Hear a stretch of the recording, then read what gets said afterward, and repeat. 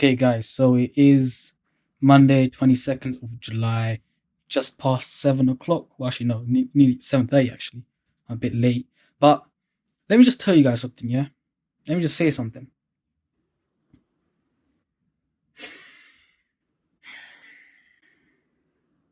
Alright, so, you know how, as a family, yeah, like, obviously, got siblings, parents, whatnot, yeah? Sometimes you need to borrow something from your family, yeah? Cool, yeah? So for example, right, if you have siblings, you need to borrow one of their clothing items, you know what I mean?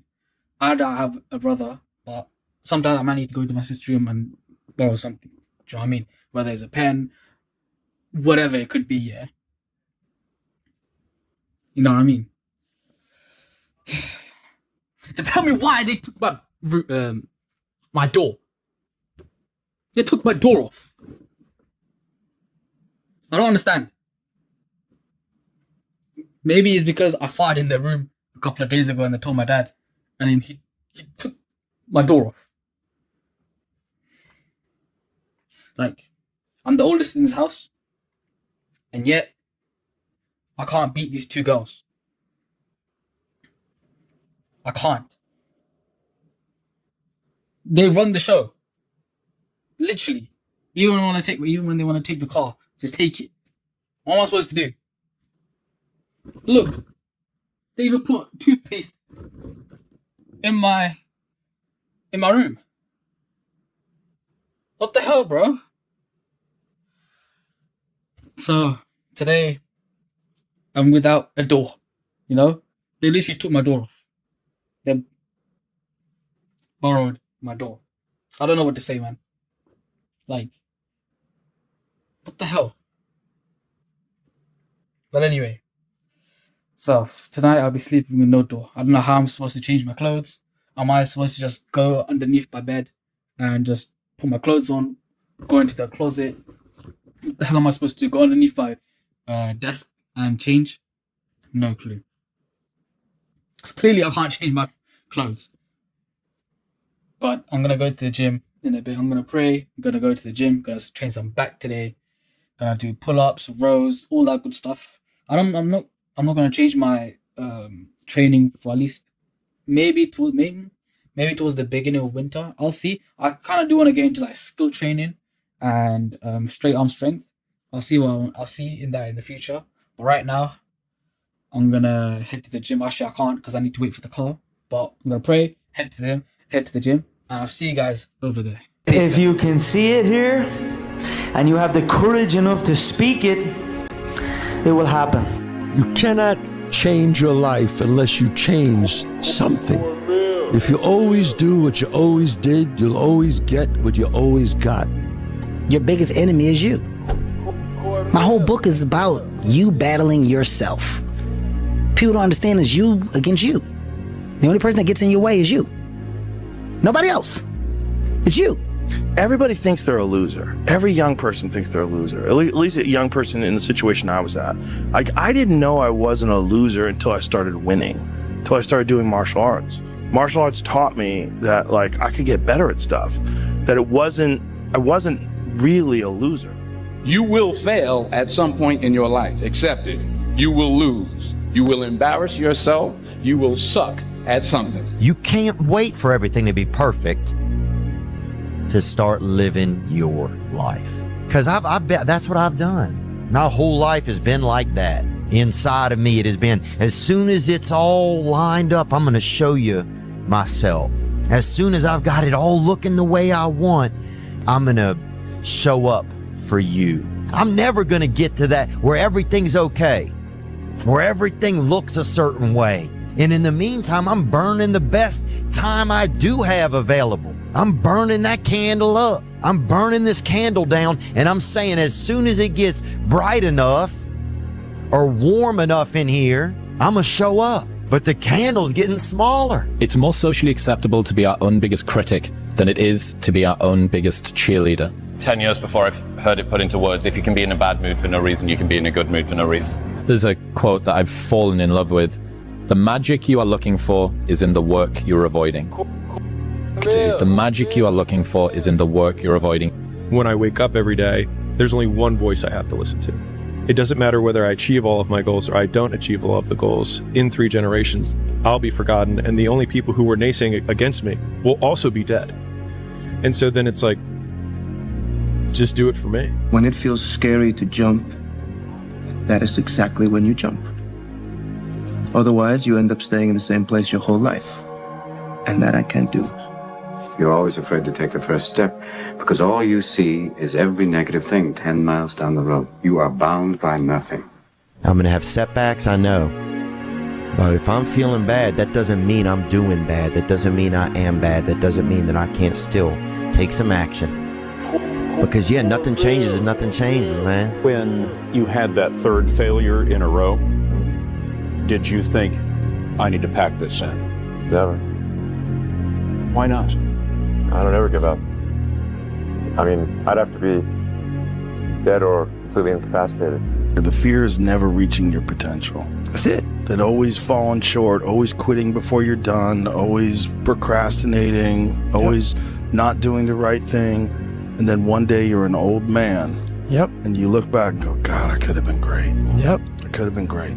Take yourself out your comfort zone. Do not live in your bubble. If you stay in your comfort zone, that's where you will fail. The unfulfilled potential is the story of most people's lives. It is. It is. And it could have been the story of mine. And I tell a lot of people go, what's your biggest fear in life? And my biggest fear, honestly, was, let's say this. Let's say, I don't care if you believe in God or not. I don't care. So this is play a game with me. Let's say you're God. And we have a big, long line of people. And I made it to heaven. I'm 75 years old. I'm 300 pounds. I made it to heaven. I worked for Ecolab my entire life, spraying for cockroaches. That's what I did. But I'm dead. I'm in heaven now. And you're judging us all now. So we're in line. We're all sitting there in line. You have Adam Brown. He has a big board up. And you're talking to Adam Brown about his life. And you rip it down. And I'm next in line. David Goggins. I see my name. I see all this shit. And God goes, hey, you say, read this, man. And I'm reading this list. And I'm seeing 182 pounds, Navy SEAL, Ranger School, motivational speaker, changing lives. Okay, man, pull-up record, all this shit. And I'm like, that's not me, man. And God looks at me and says, that's who you were supposed to be. To get something you never had, you have to do something you never did. Les Brown's a motivational speaker. He made an analogy about this. He says, imagine you're on your deathbed, and standing around your deathbed are the ghosts representing your unfulfilled potential. The ghost of the ideas you never acted on, the ghost of the talents you didn't use. And they're standing around your bed, angry, disappointed, and upset. They say, we came to you because you could have brought us to life, they say. And now we have to go to the grave together. So I ask you today, how many ghosts are going to be around your bed when your time comes? You see that look right there? Don't ever let a man see you like that. Cause you give him the power over you.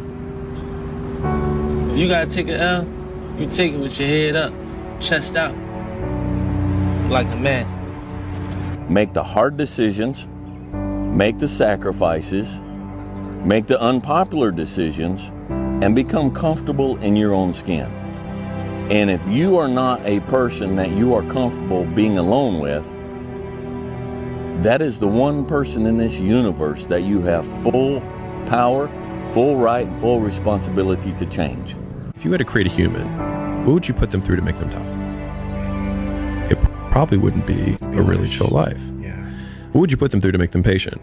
Well, you probably wouldn't give them things immediately. And so it's like we want these traits, but each of the traits has a price tag attached to it. And it's just like, do you want to pay the price tag to get the thing?